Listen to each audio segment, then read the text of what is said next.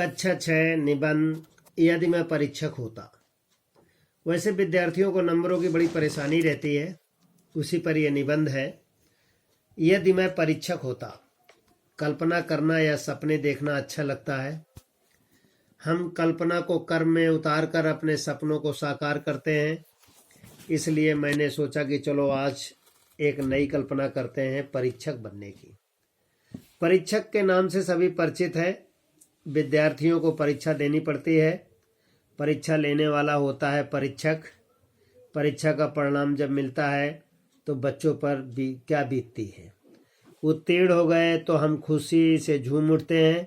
अनुत्तीर्ण होते ही हमारी आंखों में दुख के आंसू उमड़ पड़ते हैं। तब याद आता है कि परीक्षक आज मैं अपनी कल्पना में स्वयं परीक्षक बन गया हूँ। यदि मैं परीक्षक होता तो सबसे पहले परीक्षा को सरल बनाता। परीक्षा में ऐसे प्रश्न पूछता जिसका उत्तर विद्यार्थी जानते। मैं कभी ऐसे कठिन प्रश्न में नहीं देता जिसका उत्तर विद्यार्थी को ना आता। प्रश्न पत्र की सरलता का यह अर्थ नहीं है कि मैं कोर्स की बातें नहीं पूछता। हमारे कोर्स के बाहर की बातों पर मेरे प्रश्न पत्र में ही नहीं होती। यदि मैं परीक्षक होता तो पहले ही पढ़ने और लिखने की अच्छी आदत अपने विद्यार्थियों में डाल देता। ऐसा नहीं होता कि साल भर विद्यार्थी मौज मस्ती करें और वार्षिक परीक्षा के समय दिन रात पढ़ने लिखने में व्यस्त रहें। वर्ष भर निरंतर पढ़ते लिखते रहें और दोहराते चलें। यदि मैं परीक्षक होता तो हर महीने परीक्षा लेता और उसी के आधार पर वार्षिक परीक्षा फल तैयार करता। महीने की परीक्षा के बाद विद्यार्थियों को अपनी कमियों का पता चल जाता और वे अपनी त्रुटियां सुधार कर चलते।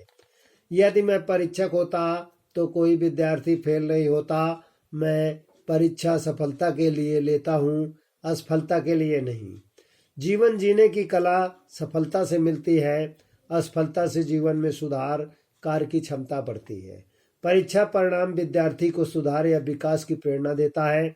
ऐसा नहीं होता कि पास हो गए तो दूध जलेबी की दावत हो रही है, फेल हो गए तो डांट डपट और रोना धोना हो रहा है। यदि मैं परीक्षक होता तो परीक्षा फल मिलने के बाद विद्यार्थियों को अपनी पढ़ाई लिखाई की नई तैयारी तुरंत करने के लिए कहता। अगला निबंध है हॉकी। हॉकी के जादूगर ध्यानचंद कहलाते हैं। हमारे देश के बहुत पुराने खेलों में गिना जाता है और संसार में भी इसने अपनी धूम मचाई है, जो इस प्रकार है। शीर्षक हॉकी। निबंध नंबर 2। हमारे परंपरागत खेलों की तुलना में हॉकी अपेक्षाकृत नया खेल है।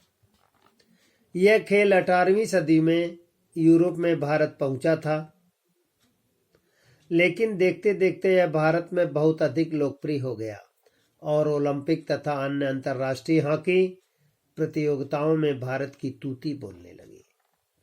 हॉकी का खेल 100 गज लंबे और 60 गज चौड़े चौरस मैदान में खेला जाता है। हॉकी स्टिक अंग्रेजी के जे अक्षर के आकार की होती है। इसका मुड़ा हुआ भाग एक ओर से समतल और दूसरी ओर से उभारदार होता है। हॉकी टीम में 11 खिलाड़ी होते हैं और हॉकी मैच में अधिक गोल करने वाली टीम विजयी होती है। हॉकी मैच 70 मिनट का होता है, जिसमें 35 मिनट के 2 हाफ होते हैं।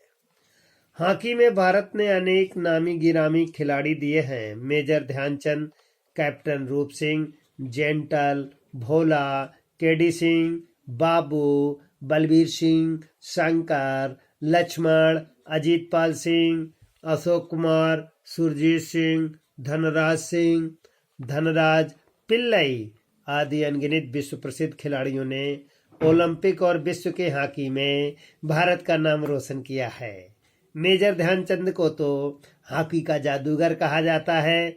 वे विश्व के सर्वश्रेष्ठ खिलाड़ी माने जाते थे। उन्होंने ओलंपिक खेलों में भारत को लगातार 3 बार हॉकी का गोल्ड मेडल दिलवाया था। भारत ने ओलंपिक हॉकी में 8 बार गोल्ड मेडल जीता और 1 बार विश्व कप हॉकी प्रतियोगिता भी जीती। एशियाई खेलों में भी भारत का दबदबा रहा है। हमने 3 बार एशियाई खेलों में गोल्ड मेडल जीता है। लेकिन आज भारतीय हॉकी की दशा ठीक नहीं।